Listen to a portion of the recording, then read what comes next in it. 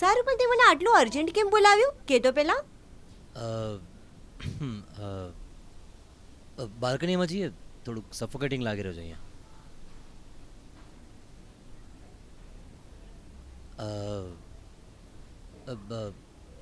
આજે હું ને વૈષ્ણવી લિફ્ટમાં. હા લિફ્ટમાં કન્ટિન્યુ.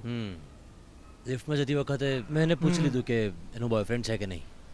એણે ના પાડી. એના માટે મને આટલી રાતે બોલાવ્યો. મને પૂછ્યું હોત તો હું જ કહી દેત. અરે બસ એટલું જ નહીં, અરવિંદ સાથે મીટિંગ હતી ને તો મેં પૂછી લીધું એને કે મારી જગ્યાએ અવિનાશને કેમ મોકલી રહ્યા છો તમે. ફૂલ ડિસ્કશન થયું યાર, ખૂબ આગળ વધી ગઈ હતી વાત. કંપની છોડીને બીજી કંપનીમાં જતો રહ્યો એમ કહીને હું તો ઊભો થઈ ગયો હતો. બહુ ટેન્શનમાં હતો યાર, એકદમ ફ્રસ્ટ્રેટેડ. પછી મેં વૈષ્ણવીની સ્માઇલ જોઈ યાર.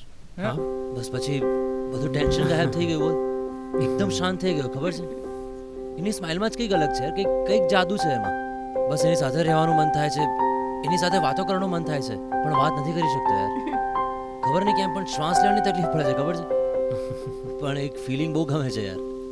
જ્યારે પણ વૈષ્ણવી મિસ્ટર શાનુ કહીને બોલાવે છે ને ત્યારે એવું લાગે છે કે એક સાથે 100 ફોન્સ વાઇબ્રેટ થઈ રહ્યા છે. બોલો.